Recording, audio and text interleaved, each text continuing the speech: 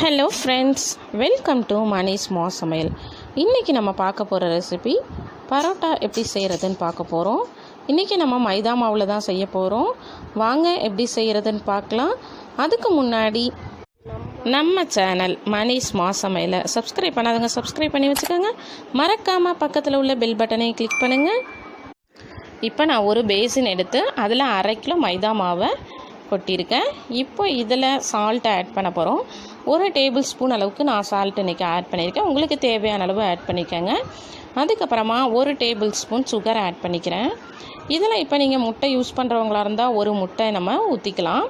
அதுக்கு பதிலாக நான் இன்றைக்கி வெண்ணெய் தான் யூஸ் பண்ணியிருக்கேன். ஒரு சாஃப்ட்னஸ்க்காக 2 டேபிள் ஸ்பூன் வெண்ணெயை இதில் மிக்ஸ் பண்ணிவிட்டு இந்த மாவை நல்லா மிக்ஸ் பண்ணிக்கணும். அதுக்கப்புறமா கொஞ்சம் கொஞ்சமாக தண்ணி ஊற்றி மிக்ஸ் பண்ணிக்கிட்டே வரணும். ரொம்ப தண்ணி ஊற்றிடாதீங்க, கொஞ்சம் கொஞ்சமாக ஊற்றிக்கிட்டே வாங்க. அப்போ தான் ஒரு பதத்துக்கு கிடைக்கும். இப்போது நல்லா பிசைஞ்சி இந்தளவுக்கு வந்துடுச்சு பாருங்கள். இப்போ நம்ம ரொம்ப அடித்து பிசைகிறதுக்கு பதிலாக இந்த தட்டுற உரலை எடுத்துக்கிட்டு அதை வச்சு நல்லா குத்தி மாவை சாஃப்டாக ஆக்கிக்குவோம். இது கூட நம்ம கைவலி இல்லாமல் ஈஸியாக பிசைகிறதுக்கான ஒரு டிப்ஸு தாங்க. இந்த மாதிரி நல்லா குத்தி பிசைஞ்சுக்கங்க. இதுக்கப்புறமா இப்போ பாருங்கள், மாவு ஓரளவுக்கு சாஃப்டானதுக்கப்புறம் திரும்ப ஒரு 2 டேபிள் ஸ்பூன் ஆயில் ஆட் பண்ணி அதையும் நல்லா ஊற்றி நல்லா பிசைஞ்சிக்கணும். நல்லா வெடிப்புகள் இல்லாமல் பிசைஞ்சி வச்சுக்கோங்க. அதுக்கப்புறம் அது மேலே 2 டேபிள் ஸ்பூன் ஆயில் ஆட் பண்ணிவிட்டு ஃபுல்லாக அப்ளை பண்ணிவிட்டு அதை மூடி வச்சிடலாம். மினிமம் 2 ஹவர்ஸ், மேக்ஸிமம் 5 ஹவர்ஸ் ஊறுனா போதுமானது. மதியமே நம்ம இப்போ ஒரு 3 மணி போல் பிசைஞ்சு வச்சிட்டோம்னாக்கா 8 ஓ கிளாக் போல் செய்யலாங்க. இந்த மாதிரி இப்போது நம்ம மூடி வச்சிடலாம். இன்றைக்கி நான் ஒரு 4 ஹவர்ஸ் ஊற வச்சேன், அதுக்கப்புறம் எடுத்தாச்சு. இப்போது இங்கே பாருங்கள், மாவு நல்லாவே சாஃப்டாக இருக்குது. இப்போது இந்த 2 விரலுக்கும் இடையில வச்சு இந்த உருண்டைகளை உருட்டி நம்ம தனியாக எடுத்துக்கணும். இந்த மாதிரி எடுத்தால் நம்ம தெறிப்புகள் இல்லாமல் உருண்டைகள் நல்லா வரும். அப்போ தான் நம்ம போடுறதுக்கு ரொம்ப நல்லாயிருக்கும், லேயர்ஸ் நல்லா வருங்க. இந்த மாதிரி 2 கைகளையும் யூஸ் பண்ணி மாவை நல்லா பிசைஞ்சி உருண்டை எடுக்கிறப்ப இந்த 2 விரலுக்கு இடையில வச்சு எடுத்துக்கணும். இந்த மாதிரி எல்லா உருண்டைகளையும் தனியாக எடுத்து வச்சுக்க வேண்டியதான். இப்போது இதில் ஒரு 2 டேபிள் ஸ்பூன் ஆயில் ஆட் பண்ணி அதையும் ஒரு 10 நிமிஷம் மூடி வச்சுருவோம். நல்லா அப்ளை பண்ணிவிட்டு இந்த மூடி வச்சிடலாம். இப்போது நம்ம தேய்க்கிறதுக்காக ஒரு உருண்டையை எடுத்து சப்பாத்தி கட்டையில் வச்சு இந்த மாதிரி கையாலேயும் அழுத்தி விட்டுக்கலாம். இதுக்கப்புறமா அந்த உருட்டுற கல்லை வச்சு நம்ம உருட்டி எடுத்துக்கலாங்க. இதுக்கப்புறம் சப்பாத்தி உருட்டுறதை வச்சு நல்லா நீட்டி விட்டுக்க வேண்டியதான். எவ்வளவு நம்மளால் முடியுமோ அந்தளவுக்கு எலாபரேட்டாக இழுத்து விட்டுக்கணும். இதுக்கப்புறமா நல்லா எலாபரேட்டாக இழுத்து விட்டுட்டு இன்றைக்கி நான் 2 விதமாக எப்படி செய்கிறதுன்னு சொல்ல போகிறேன். ஃபஸ்ட்டு நம்ம சப்பாத்திக்கு உருட்டுறதை வச்சு நம்ம உருட்டி எடுத்துக்கிறோம். இப்போ பாருங்கள், இந்த மாதிரி நல்லா எடுத்துக்கோங்க.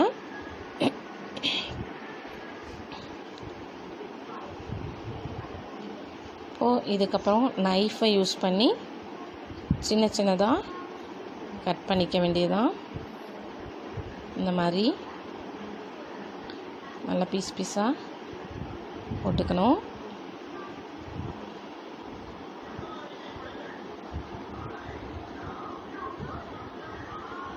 ஒரு சைட் பிடிச்சிட்டு இந்த மாதிரி பண்ணுங்கள்.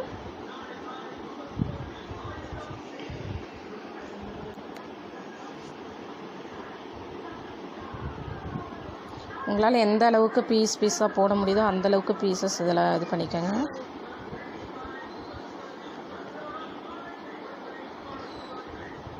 இப்போது இதுக்கப்புறமா நம்ம கைகளால் அந்த பீஸ் போட்டதை சேர்த்துட்டே வரணும். நைஃப் யூஸ் பண்ணி பண்ண முடிஞ்சால் பண்ணுங்கள், இல்லைனா கைகளை யூஸ் பண்ணி விரல்களை யூஸ் பண்ணி இப்படி கொஞ்சம் கொஞ்சமாக சேர்த்துட்டே வாங்க. போய் இந்த மாதிரி நல்லா சேர்த்துட்டே வர வேண்டியதான்.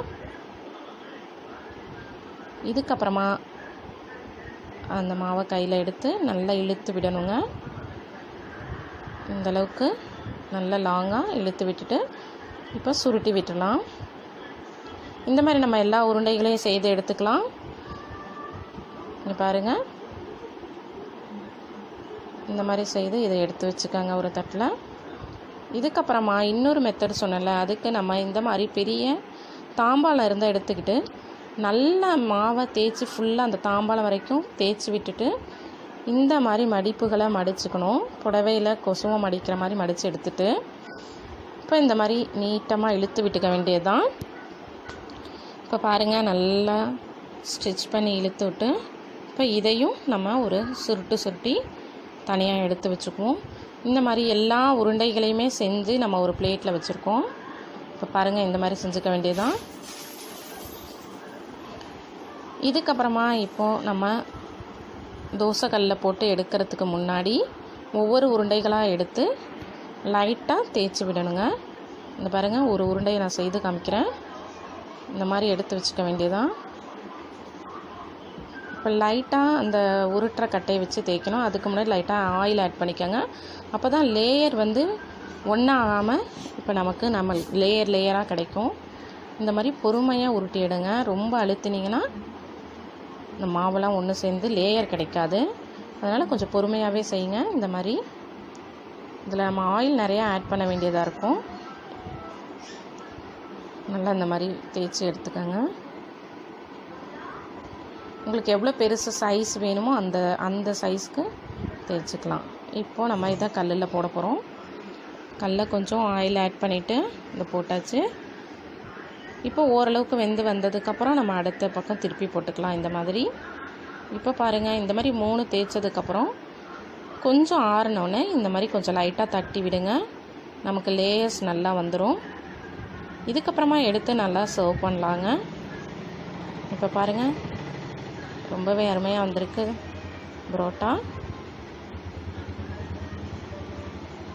இப்போ பாருங்கள், இந்த 3 பரோட்டாவும் நல்லாவே இந்த வீடியோ பிடிச்சிருந்தா லைக் பண்ணுங்கள், ஷேர் பண்ணுங்கள், கமெண்ட் பண்ணுங்கள். தேங்க்யூ.